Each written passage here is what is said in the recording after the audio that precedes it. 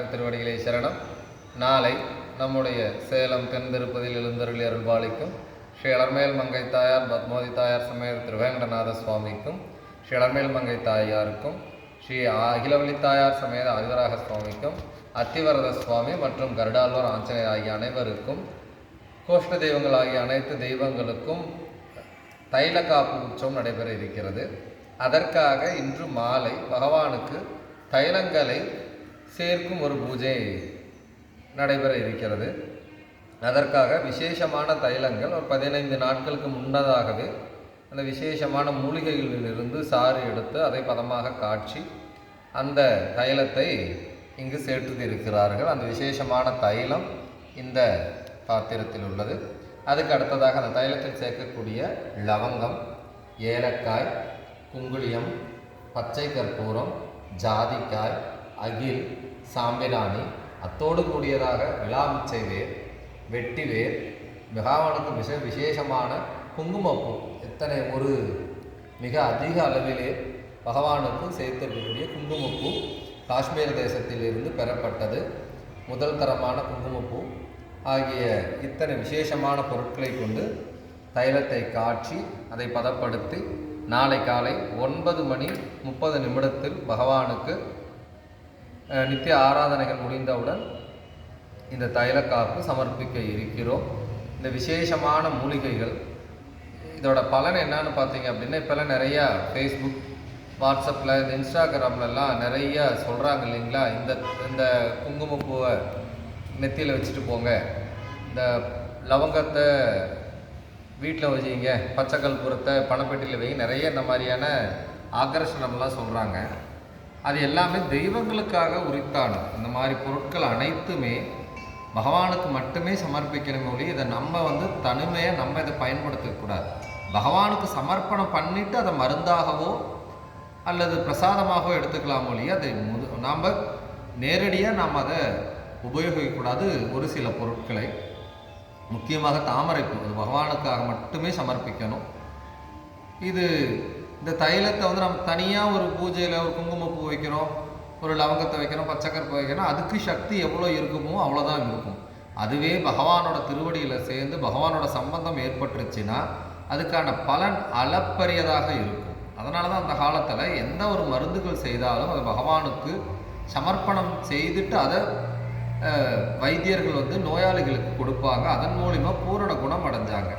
இப்போ அந்த ப்ரொசீஜர் இப்போ நாம் எந்த ஒரு மருந்துவாலும் பகவானுக்கு சமர்ப்பணம் பண்ணிவிட்டு அதை எடுத்துக்கிறது ரொம்ப விசேஷம். இங்கே இருக்கக்கூடிய அனைத்து மூலிகைகளும் இந்த விசேஷமான இந்த தைலம் இது அப்படின்னா மிக விசேஷமான ஆகர்ஷண சக்தியும், அது தன ஆகர்ஷணமாக இருக்கட்டும், ஜன ஆகர்ஷணமாக இருக்கட்டும், ராஜவிஷயமாக, இந்த மாதிரி எத்தனையோ சொல்கிறாங்க.